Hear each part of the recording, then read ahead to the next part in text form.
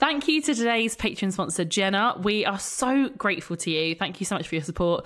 And just a quick reminder to all of our lovely patrons who are coming to the live show this Friday that you'll have access to an exclusive Twit post-show Q&A /after party with me and Lauren. Cannot wait to see you there. I can't wait. I'm just going to hug everyone. So if you'd like to come to that, make sure you join our Patreon before this Friday. Membership starts from £1 a week, and you'll also get access to ad-free and early episodes. Or you can also support the show by subscribing on Apple Podcasts, and the link to all of those will be in the episode description. This is a Crowd podcast.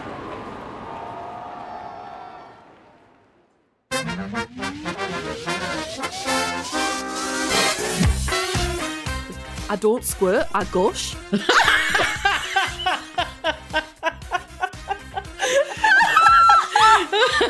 all the things to take away from that show. Laura, our live show is literally this Friday. How are you feeling? Terrified. Terrified. It's so funny. This is In a not word. No, I'm really, really genuinely excited, but I am really worried because I know that like people are coming, you know, people are traveling. It's time, it's money, it's effort, isn't it, to come out and see us? And I know really if they think we're horrible all this is what I'm going like. All my friends are like, what if we're terrible and everyone hates us? I'm more worried we're going to bore them to death. To be honest. We're all just going to walk out. This is what's so funny. So if you're listening to this before coming to the live show, we are both genuine. Like, I'm so excited. You've got no idea how it's like. We are both so excited to meet people, to have the night in, but we're really nervous because I think we want to do everyone justice. Like, I think we all know how much this podcast and our community mean to both me and Laura, and we just want to do it justice. So we are, that's why we're nervous. And also, I still haven't decided what I'm wearing, and that's stressing me out. Me neither. Lauren has been voice noting me non-stop being like, sorry, do you know what you're wearing yet? What are you wearing? Because I've seen this and I might wear this. What are you wearing? What are you wearing? And like the dress I want is similar to a dress that Laura wants, and it's like we're going to look like sisters and it's going to be a bit weird. And like, I'm like, Laura, give me all your free dresses, please. So anyway, it's LOL all in the background, but it is going to be a great night. We hope you're all going to love it. I think everyone's going to love it. There's no way that people aren't going to love what we've got planned. Yeah, I agree. And for anyone who doesn't know what on earth we're talking about, we're actually doing a live show in Bush Hall in London this Friday at 7:30 p.m. It's going to be a lot of fun. And we've got a couple of special guests for you too. Imagine like your dream girls night in. And I say that not like Dream Girls, the musical. We're your dream girls, boy. That would also be a lot of fun. It's basically just going to be a really wonderful safe space full of like-minded people, and it's going to be a lot of fun. Yeah. There are a handful of tickets left, so if you do want to come and join us, don't hang about. We'll put the link for the tickets in the episode description and our Instagram as well, and we can't wait to see lots of you there. So Lauren and I are absolutely buzzing for today's episode because we are absolutely obsessed with our guest. She's helped so many people, including myself, gain confidence, especially when it comes to plus size fashion. I think for me, she was actually the first person that I followed in my kind of body confidence journey that I really looked to for inspiration, for the body confidence and for the fashion. So I'm a bit starstruck. I welcome Jess on the plus size. Jess Millichamp. Take care of yourself. It's so lovely to have you here. Thank you very much for having us. What a lovely thing to say at the start as well. I won't be able to get out of this room because my head will be like this. You also cost me a lot of money. I can't take responsibility for that. Oh, mate. I don't think I've ever got as many compliments as I've got than when I wore your pink dress to my birthday last you look year. in the pink pleated dress. Yeah, the pink pleated dress, which is a revelation. Oh my God. That's one I will happily say. I looked fucking fantastic, and well done to you, and thank you for that dress. Your tits looked amazing in it tits as well. Tits looked insane, didn't they? I don't know what they were doing. Yeah. From breasts to penises. That was my nice segue for today. We have a segment on Go Love Yourself called The Bag of Dicks, and essentially it is anything that pisses us off or is just rubbish times, we say can go into the bag of dicks. Oh, it's a physical bag as well. With a gigantic penis on it. It's huge. So whatever you want to put in, I'm ready. We're ready and waiting. to put into the bag of dicks? I've been thinking about, because I mean, there's loads of stuff that I would like to put into the bag of dicks, but the one thing that is really on my mind right now is shit seats. I hate it. It's like if you're going into somewhere, it's almost like you want to assess seats before you go certain places. If you go into somewhere you've never been before, if they've got arms on the side, like you have to like wedge in. Theatre seats as well, they're a fucking nightmare. Like I went to go and see RuPaul's Drag Race at the Sunderland Theatre, and when I went in and sat down, like I was just like, oh my God, I live here now because I'm stuck. I can't get back out. And I couldn't even enjoy the show because all I kept thinking was about like, how am I going to get out? Like, do you think the fire brigade will just come and cut us out of the chair? Like, horrific. I hate, like, just why do chairs need to have arms? They should just be open and free. And I agree. Oh, I hate them. Hate them. Suck. So we've got our community group on Facebook, and we get so many posts on there about people saying, you know, I went to dinner, I went to a club, I went on holiday, I was in the theatre, and the seat didn't fit, and they asked for either another seat or to be moved. Yeah, good. Yeah, because why sit there uncomfortable? Like you're a paying customer where you're going. Massively. I think it's something that like there's quite a lot of embarrassment and shame around. Like I've personally always felt that. I think that it's great that people are advocating for themselves now, and people like Sophie are really paving the way for that, to kind of get us to pick up the phone or go, can I have another seat or whatever. And I think that's brilliant because we shouldn't be uncomfortable, and the world isn't always designed for fat people. It's funny enough, I was actually watching This Morning the other day, and Holly and Phil were in these kind of like aeroplane seats, whatever, that they'd actually kind of mocked up, and I actually took a picture of it because they were both touching the edges. And they're very slim people, and if they just fit, what fucking hope have we all got? Do you know what I mean? Exactly, I think for so long I always thought it was my fault and like my problem, but actually when you look at the world, and especially aeroplane seats, they're just not designed for anyone with a bum or hips. A belly, like, or a fupa. From bar stools to style, I want to ask you, have you always been into fashion, or is this something that's kind of come in later life? Like, tell me how you kind of got into what you're doing now.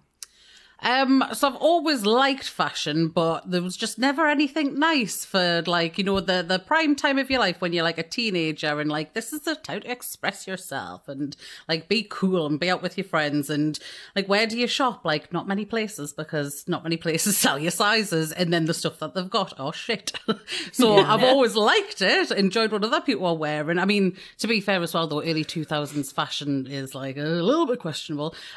But yeah, I think just as soon as the opportunity kind of came, like when I first discovered ASOS, and you're like, oh my God, it's a whole new world, like all of these new things, like, oh my God, colours, like beautiful, like actual nice things, like things that aren't covered in butterfly prints and the cold shoulders, you know, the typical like fat clothes, like tenty, spocky, like just, it was so nice to like actually find things. And I feel like that's what helped, because it was like, oh, I've got such a good like opportunity to like try things, and I want to try all the things now, and putting things together. And yeah, it came from just the started to exist, nice clothes started to exist, and it's like, oh my God, this is like a whole new chapter of my life where I can actually try things now.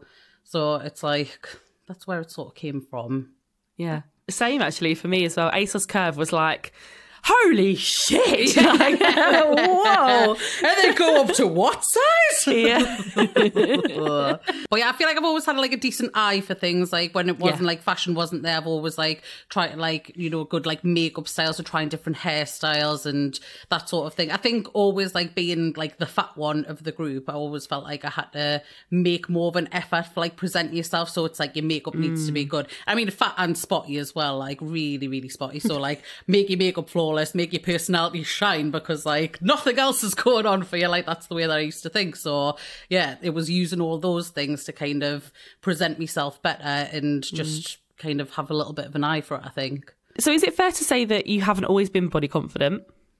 No, definitely not. No, yeah, like just the whole, like, I think it's the way that you brought up as well. Like, my mum's a bigger lady, and just always, like, kind of told to cover up, like, just because that's the way that you've been made to feel, and, or, like, being the fat one of the group, like, feeling different, that whole experience of, like, shopping when you're younger with your friends, and going into Jane Norman and not being able to buy anything, but, like, can I have a purse?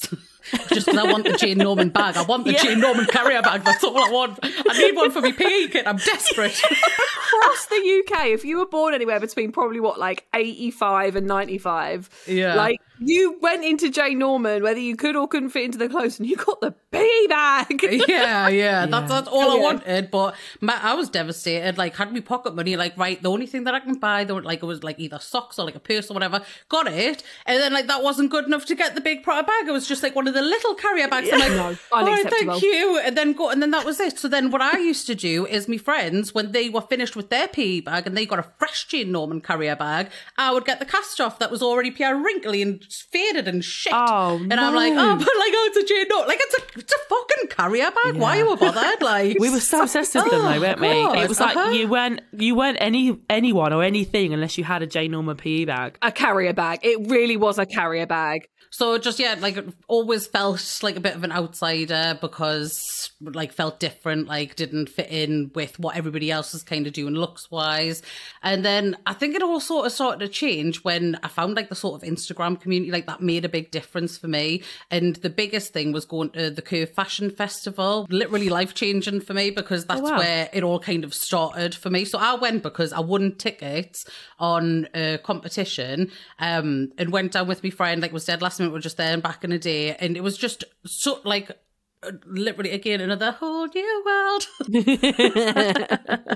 Magical. Like I've never seen anything like it because I think that's one of the things is you don't ever feel like you have a place in the world when you don't see yourself being represented. Like, you know, Absolutely. Like if you see fat people on the telly, they're always like the joke character or something. They're never like the person who's going to get the man at the end and all that stuff. Like, so you always feel like you're not really important, but to see this space where everyone's celebrated, it kind of changes your mindset and makes you think like, actually, like, so is it okay to just be as I am and not have to constantly try and lose weight and fit in? Because that's all I ever did. I was like, I'm a complete like past yo-yo dieter, like trying to aspire to be thin. And then it was that changed everything for us because it was just like, because other people are telling us like, no, like it's okay. Like you don't have to change. Like that might just be you. Like, don't be miserable your whole life trying to aspire to be something else. Just be yourself. It does make a difference. You know, when people say like, how do you feel more positive? Like, unfollow the toxic shit on like Instagram and stuff. Don't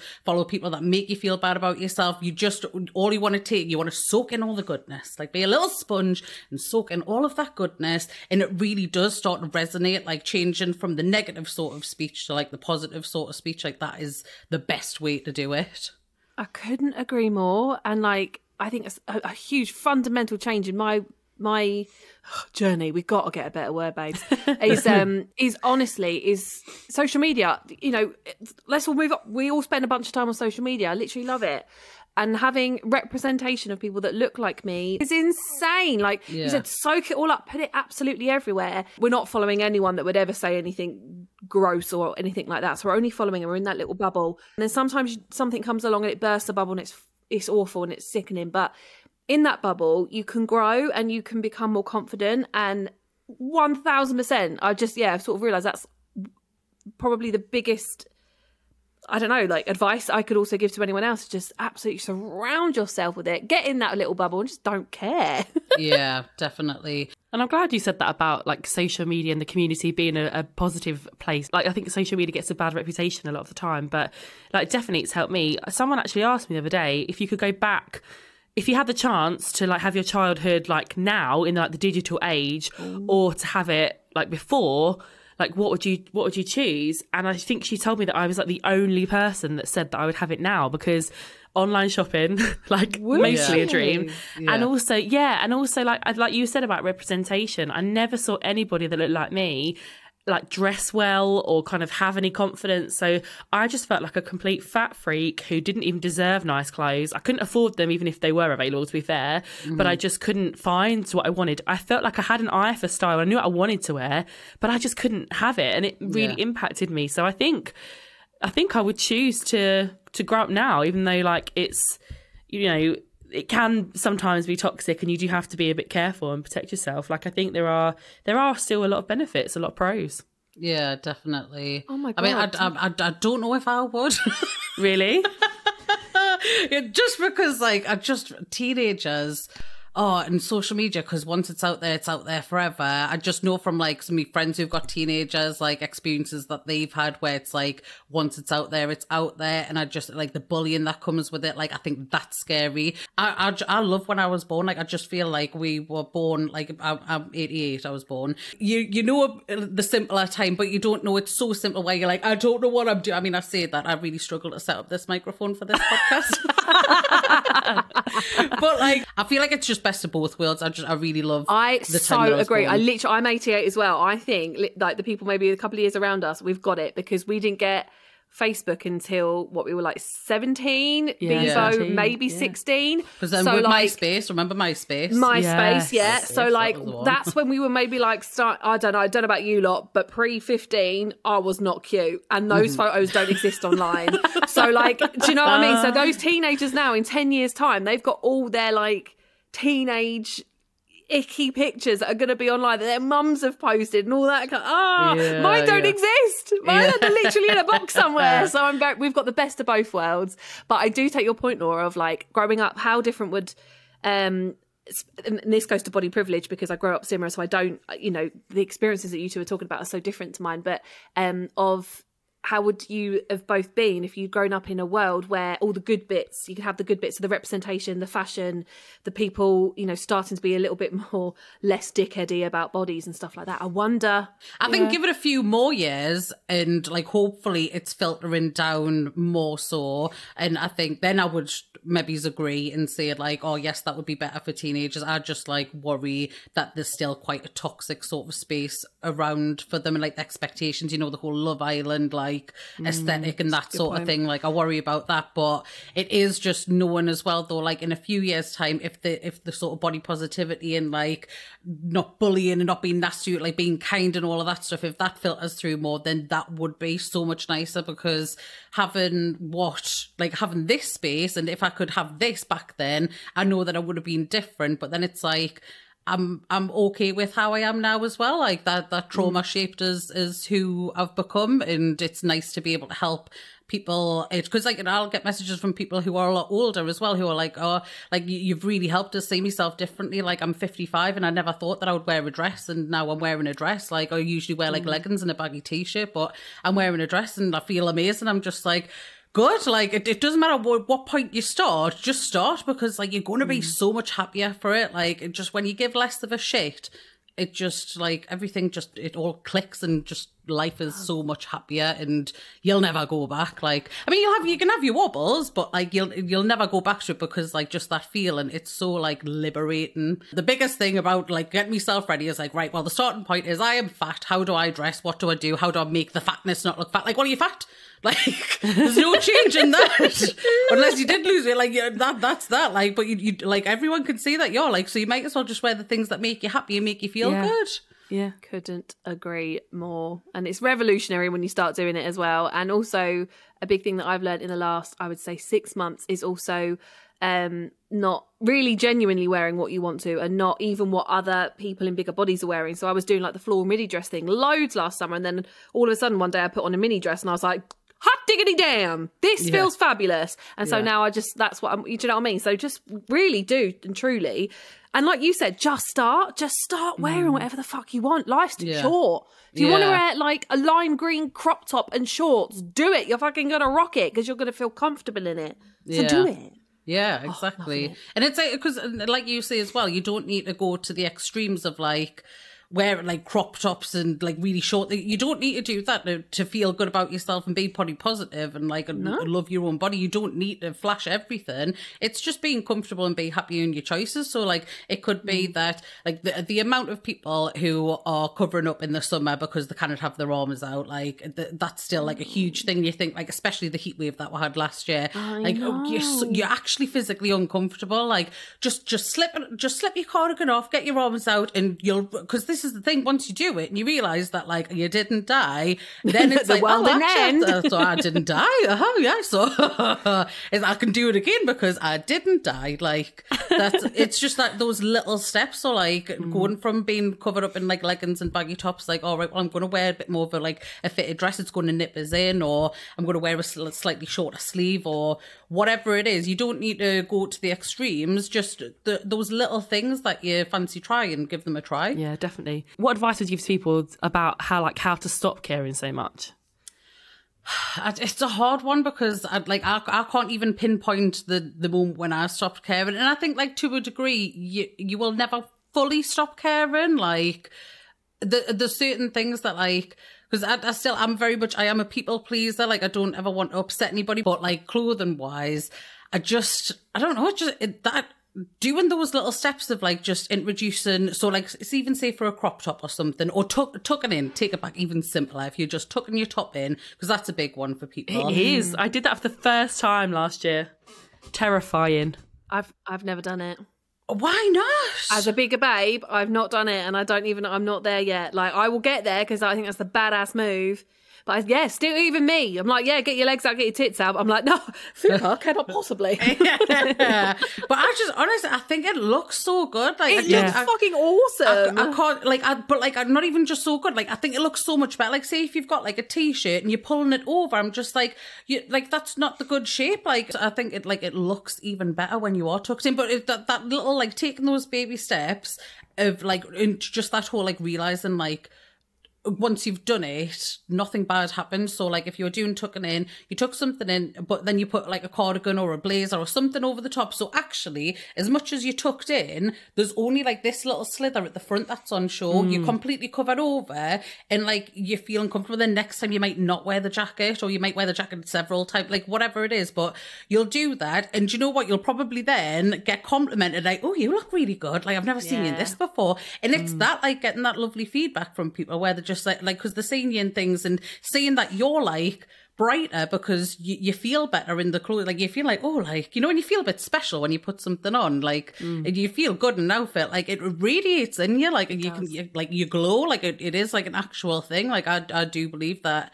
Like, if you're a good person, if you're a bad person, I think that shows in, like, how you look to the world, like, that internal feeling. So I think, like, agree with that. It does make a difference, and it's those things, it's those little steps of just getting that, like, reassurance as well from other people. I think that makes a difference. So whether it be your partner, your friends, your family, or whatever, when they're like, oh, you look nice. Like, I know it's not always possible because sometimes people can be, like, negative and aren't always in a situation where they've got, like, positive, supportive people around them. But then I would go back to looking at, why are those people in your life then? Like, could you find a better, like, you know, like, if you've got, like, that one friend who's always been a bit of a bitch and you're like, why am I making time for that bitch? Like, when I've got, like, the other friend who's lovely, like, I'm going to phase bitchy Sarah out, and I'm going to bring lovely Sarah in. Do you know what I mean? Like, you can fill yourself and surround yourself with positivity, and I think that's the key. Like, and it sounds, like, cheesy, and it sounds easier said than done as well, but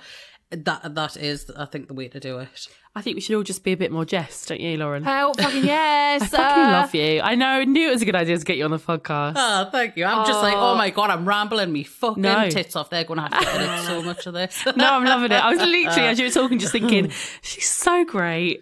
She's so great. And I didn't realise you were an 88 baby as well. So we are the same age. And I just want to go out and get heavily drunk with you so much. Yeah. So let's do that, please. Tequila rose shots. Yes. Oh, the tequila rose. Right, hold on. Is anyone else getting drunk off tequila rose? Because we've moved from Jaeger bombs, we're now on tequila rose, right? Or rose. Yeah. Do they get you drunk? Because I just feel like they're the corkies. Do you remember the corky shots?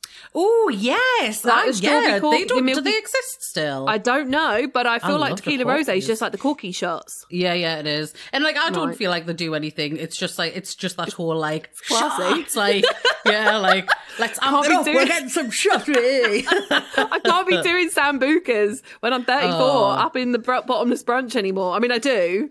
And black sambuca, and there was some stuff in it. Like, Millie's dad asked for black sambuca for Christmas, like, last year. He's like 60. I'm like, why don't you want black sambuca? Ian. All right, Ian, with your black sambuca. You did some shots, down, like, Ian. I just want to try it. He's a Cockney. That was my Cockney.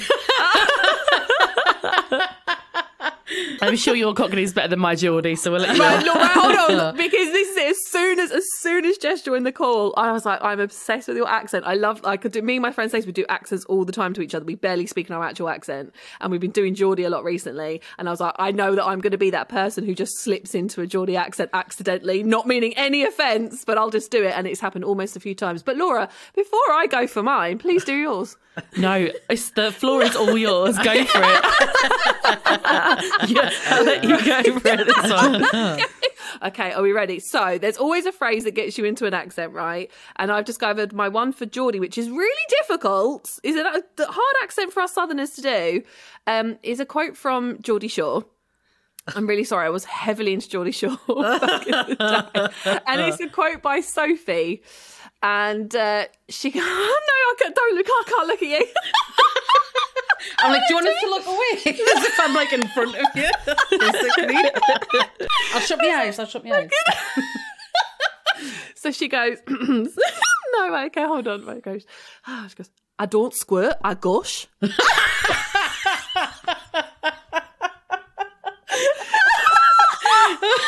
Of all the things to take away from that show, I was not expecting that. I thought it was going to be like one of the main taglines, like on it, like a car bonnet. But no. No, the other one is also that it's like Romeo and Juliet. If Romeo was a twat. That sounded a bit Welsh. Yeah, it did a little bit. I'm nervous and I'm shy. But anyway, I just need you to know that in the last week, that quote has been in my head constantly because I'm rewatching Geordie Shore and it's awful. Oh God! I feel like that probably didn't age well. Geordie Shore, did it? No, it absolutely has not. But it's absolutely awesome. If you watched it back in the day, I went to my mum's house when it was coming on. It was a big thing. Like, oh, mum, I'll come round and watch it. Like, yeah, Geordie Shore, way, man, way. Way, man. That's what I was going to say. Was way, man.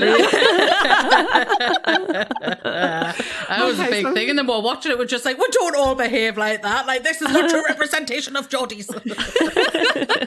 So we had Towie down here, and I know that at uni, we were at uni at the time, and a load of people from Essex, and they were like, "It's not like that." And I'm like, "But it is, though, isn't it?"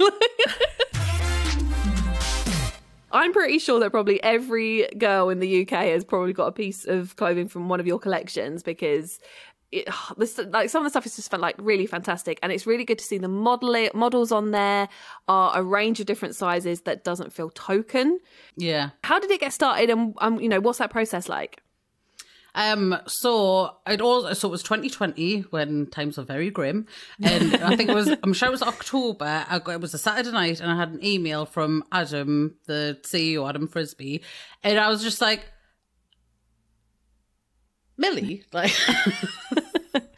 Millie's your husband, isn't he? Yes, yeah. I was just like, Millie, like, I've gotten this email, like, I don't believe that it's real. And he's just like, well, I haven't got a fucking clue what you're talking about, so. So then I text my friend. It was more helpful in the scenario. I was just like, do you think that this is real? Because it was just Adam reaching out about like possibly doing like a collaboration. I was just like I couldn't believe, like, is this a mistake? At the time, I only had like 70,000 followers, which is like, I know it's a lot of followers, but like the collections that they do is with like famous people like Stacey Solomon and Jack Josser and Alison Hammond, like, actual famous TV people. And I just couldn't get over it. But then spoke more about it, and I was just like, oh no, like, it is genuinely real. And then like went down for a meeting with them. I'm so heavily involved in the design side of it, which like I love, because that was like, I had done like an edit a couple of years ago with a different brand where it was like, I chose the pieces that kind of went together, and like that was amazing. Like, loved that at the time. That was an amazing opportunity. But this was like totally different, where you're actually involved in the design process, and it's so good because I've met quite a lot of like the staff and the design teams and stuff as well. None of them are really plus size, and I just think this is where brands fall down, because they don't have the actual experience of the customer and what they want, like, and I think this is why it's been such a good fit for us, because then I'm like listening to what other people are telling me. Like, I'll ask me following, like, what is it that you want to see coming up and stuff, or when we've done collections, I'm like, right, what did you like? Like, I want your feedback. Like, what could be better? What do you want to see more of? And all that sort of stuff. It's like, we've got this huge soundboard of telling you exactly what the customer wants, and it's so like lovely to be able to work with them. And the people who I work with are the best as well. Like everybody within the style team are just so lovely. And because like my first collection, I think I was a little bit like, I don't know like how much I can like input or like how much I'm allowed to get involved. But like they were really like, no, like, so here's all the like fabrics, like what prints do you like? So the sleeve length for that, I would bring that down a bit more. They're like, yeah, 2 centimeters I extended onto the sleeve there. And like, and it's all like, it's this much detail and it all goes through like my advice as well, because obviously they're the design. I didn't go to like fashion school or like uni or anything like that, so it's just visually what do I think is better, or like what should we change, like let's lose that side zip, because I don't side zips under a dress here. They know now, never ever put them in them, because I'm like I don't want to nip me fat, I don't want to. But it's like all these little things that they take on board, and like we work together, and like they're so good, and just we work really closely to come up with these collections. And I just it's the best thing I've ever done in my life, and I'll never ever not be grateful for it, because it's just, like to hear back from people that I'm so grateful that you're making these collections, and to know that it makes a difference, but also just to be able to be so creative. Like I never in a million years thought I'd be able to do anything like that. It's the best thing that's ever happened to us, and I love it so I love much. hearing that. It's just the fucking best thing ever. It's literally so Can you good. give us like a sneak? What am I going to be wearing this summer? Yeah, like, tell me what I'm wearing. Tell us what future trends are coming, Jess. Yeah. Well, so swimwear is like, we did swimwear last year and it went down so well, but I felt like because there was a delay with it, I was supposed to get it in the May time, which would have been perfect, because then I was going to take it all away with me when we went to Mexico, but it was delayed, didn't come out till July. So I just feel like that was almost like the running start, and like it's an amazing one, but like this next swim one, oh my god, like No. Oh, get your holidays booked, because you're going to on the beach.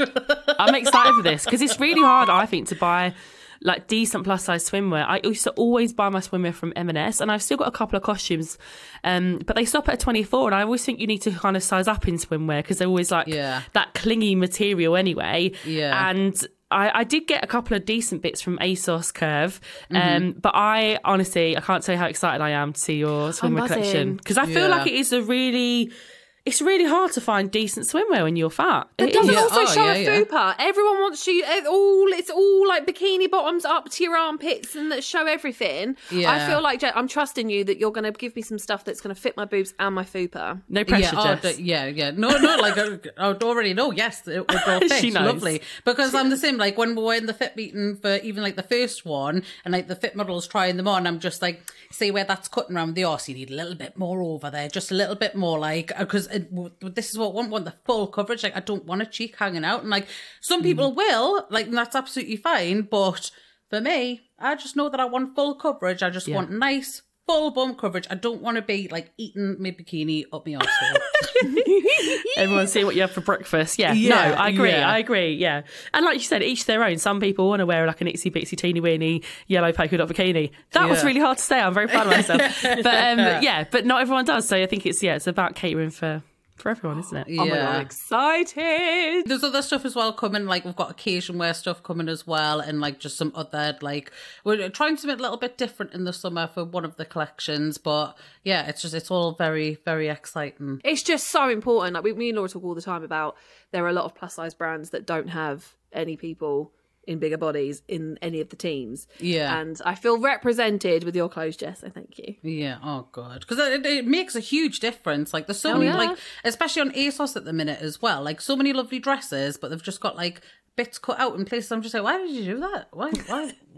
It's this 90s fashion that's like, back in. I don't like it. I didn't like it then, and I don't like it now. I don't want to have bits out of my dress. I just want the dress. Like otherwise, then I'd buy like a crop top or something. Like you've spoiled that beautiful dress. Like just give us the full bit of fabric. Like there's just those little things that I think, like, just if you had somebody who was plus size in that design meeting, they would have said like, oh, but do we want to do that? Because do you know what? There might be out of 100 people, there might be 10 people that want it with a cutout, but there might be 90 people that would want it with it covered over. Like, that's the difference. It's like, you're not always going to please everybody, and that is why it's difficult as well. Like, you're not going to keep everybody happy, but we can try and provide as much and tick as many boxes as we possibly can and give plenty of like options. Like, sometimes we'll have a collection drop, like in January we did a workwear collection, which was very dark. There was a lot of black and like just monochrome print, and I was just like, oh, I hope people don't think like, oh, you're just dressing us all in black. I'm just like, because February, like literally 4 weeks later, we've got pinks and we've got colour coming back in, and it's just, sometimes it needs to be spread over the drops, but it's like, we're always trying, and like what we don't have in one will be coming in the next one kind of thing. Like, it's that much forward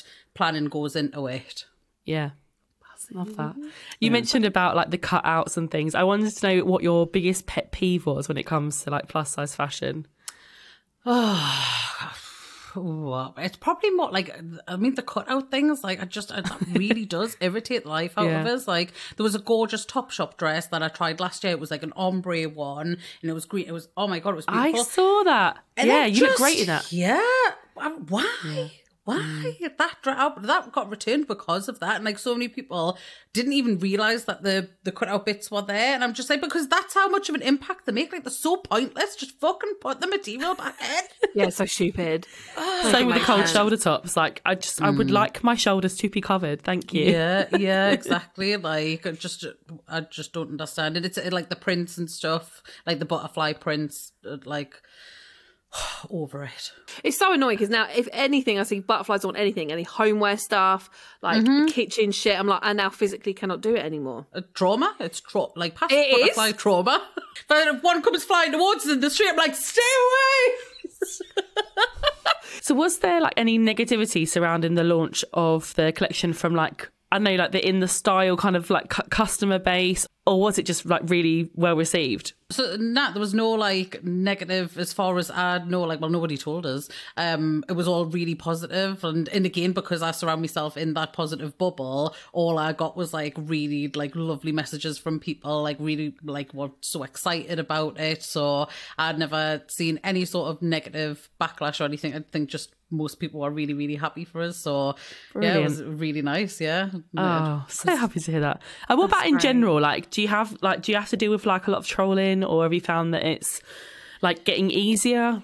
I just totally put my blinkers on because I don't go looking for it. Like, because I wouldn't do good reading bad stuff because I'm very sensitive and would take everything to heart. And knowing that, like, you know, things are out there and people do say horrible things and stuff, like it does affect the way that you present yourself and things that I do say. Like, I'll re-record so many stories. So I'm just like, oh no, because someone will think this about us, or someone will say that about us, and it changes the how much you give of yourself. Like, I still give everything, and like there's no like I've got no shame. I will talk about anything and everything, but there is still that just that little horrible uncomfortable feeling of like, oh, I wonder what people are saying, like, and I just try and push it to the back of my head and not think about it, because if it was there in front of me face all the time, like I don't feel like I couldn't do it.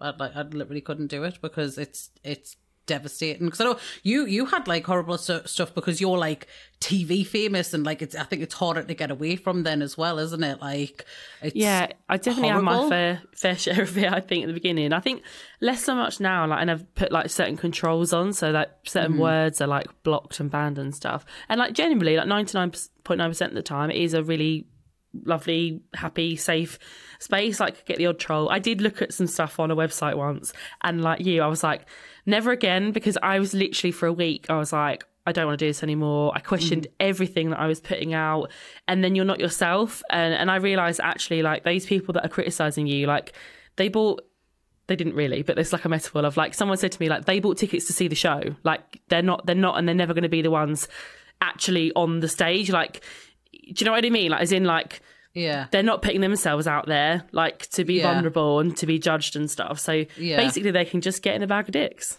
Yes, immediately. Yeah, exactly. Yeah, you wouldn't walk up to somebody in the street and be like, "You're a fucking piece of shit," would you? Like, I hope not. I know exactly. Yeah. Like, no, it's so true. It's a horrible thing because it shouldn't be, but it just kind of comes with the territory, of putting yourself out there. You do get judged, but it's shit.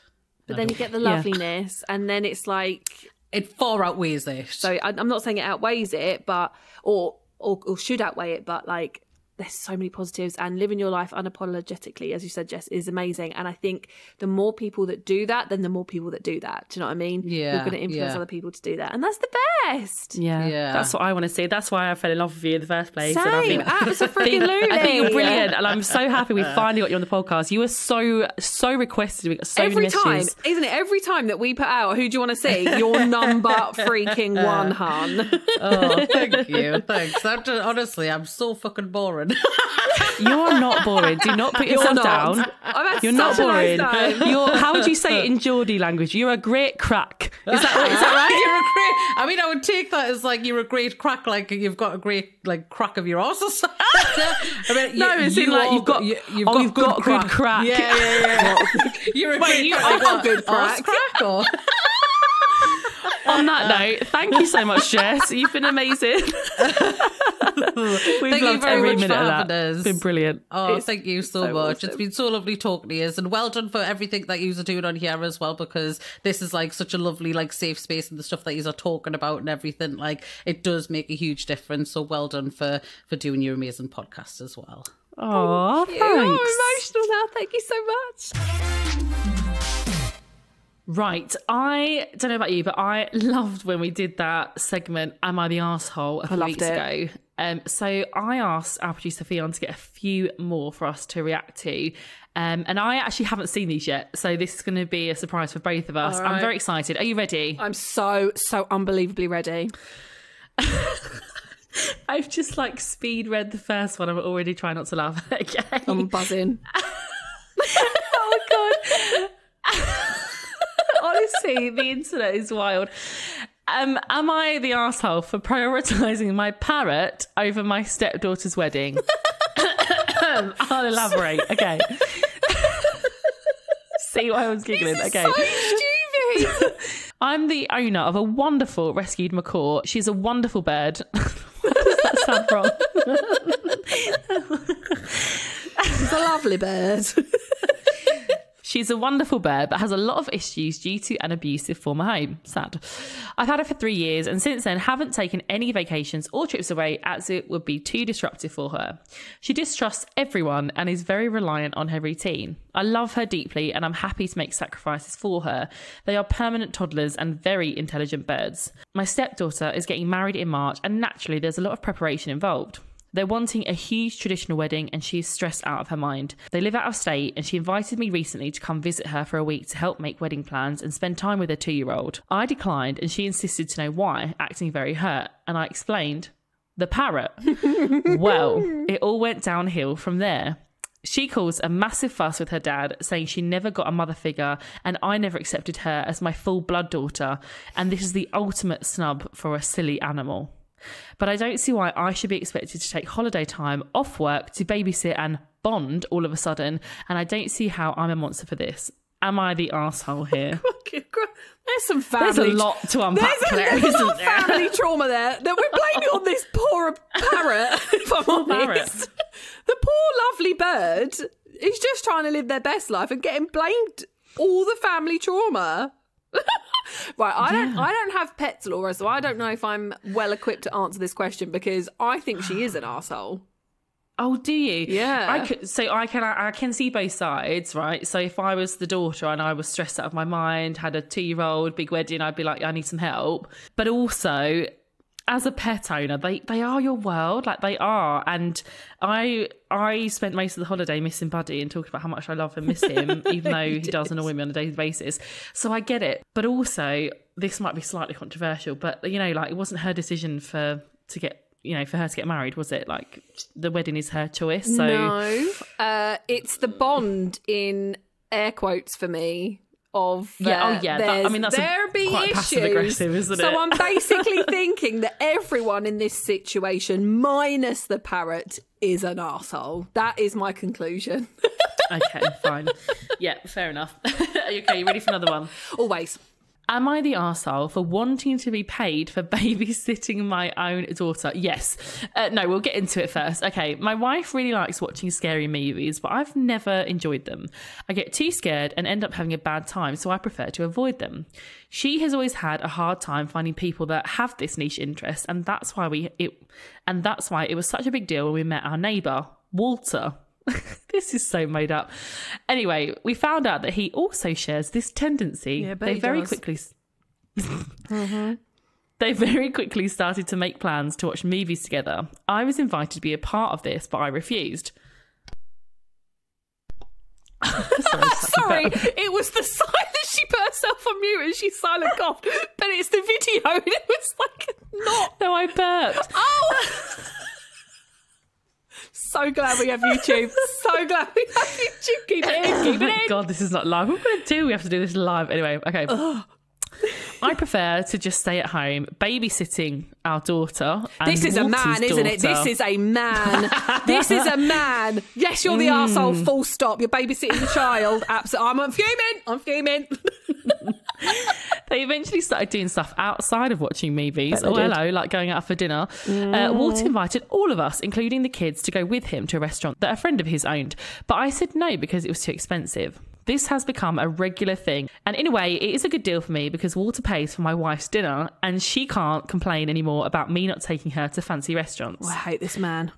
As their movie and dinner nights have become so common, I've grown a little tired of the burden of constantly babysitting the girls. Walter agreed that it was too much of a load for me and offered to start paying me a standard babysitter fee each time he goes out with my wife. I thought that was a fair approach to the issue, but my wife was fully against it. She says I should not be paid for babysitting my own daughter. Hun, your wife's cheating on you with Walter. You've got bigger fish to fry. Yeah. So I'd sort that out. You sound like you are the arsehole, yes. If you want to be. Is he though? Like, it's not just his daughter though, it's someone else's. Babysitting. No. Yeah, okay, but I hate that when people say like, "Oh, you're on babysitting duty." No, that's your child. Yeah. But he is also looking after the other child as well. Fair. I think it's really difficult in relationships. Like, some people are happy with certain things and some people are not. Like, I am quite a jealous person, right? So I do get really jealous. But Matt has one female friend and I love her and I think she's so lovely and we get on really, really well, and we do things as a four, and then he does things with her on his own as well, and I think that's lovely. I think it's so individual, isn't it? Like, what you're kind of comfortable with and what you're not. But it's that is, I don't know, there's a lot there again to unpack, isn't there? He's an arsehole.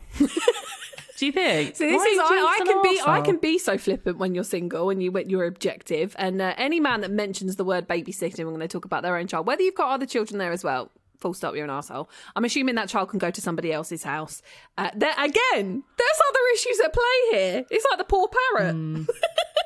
I think the being paid thing makes me uncomfortable. Yeah, you should be paid for it. Come on now. Yeah, that I'd say you're maybe a bit of an arsehole for that. Yeah, but, you're silly goose. It's unnecessary. It sounds weird, and I don't really want to be involved in you, Jeremy Carla. Thank you. Okay. Well, move on. By the way, can I just say that the last time we did this, there was comments under, because we put this onto our Instagram, and it was of me reading one of them, and there were comments under it responding to me as if I was the person saying it, and I think it was the bridesmaid one. And I think what people think is that we're saying this as if it's us. Just to really be very clear, we're reading these from the internet. These are not our situations. Yeah, Laura doesn't have a traumatized parrot. No, and I don't know anyone called Walter. So no, me neither, babes. So just to be very clear. Just to be clear. Okay, right. Last one. Are you ready? Yep, so ready. Am I the arsehole for calling my girlfriend disgusting? Yes. And telling her she should be ashamed when she was crying? Yes. I'm already yes. Finished. Full stop. I'm a very angry person today, Laura. Sniffy's having a bad day. Right. Yes. I am a 40-year-old man and my girlfriend is 38. She has a daughter from a previous partner who is 14 and a freshman in high school. I went over yesterday to find my girlfriend crying. She told me she was crying because her daughter is not the popular athlete cheerleader homecoming queen that she was in school. Her daughter marches to the beat of her own drum, which I think is the best anyone can hope for. Yes, she's a little bit dorky, but her own mother referred to her as a loser during this crying fit.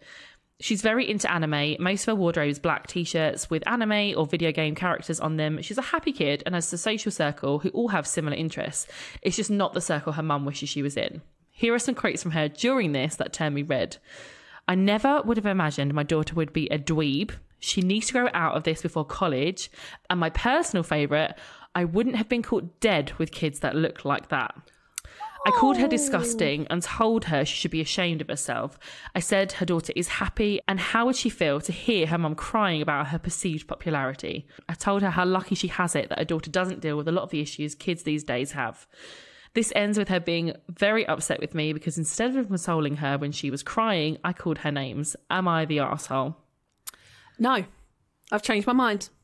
Hey, I've changed my mind. I listened. Absolutely not. But what I will say, though, is that having friends that are parents, sometimes parents do need to have a moan about their children. That's fine. Yeah. But that feels very personal. And also, like, you're putting your issues onto your child. Like, because you were the head cheerleader once upon a time.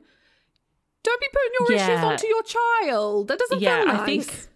I don't like the fact that it seems to be quite appearance focused. Like, I think, like you said, like, I think parents definitely need to like let off steam about their kid. I think there's a way of like dealing with it. Like, maybe he shouldn't. I don't think he should have called her like disgusting. But if that was me, I'd have been very disappointed as well. And I would have said the exact same thing. Laura's disappointed. If you do not want to disappoint me, you do not want to disappoint.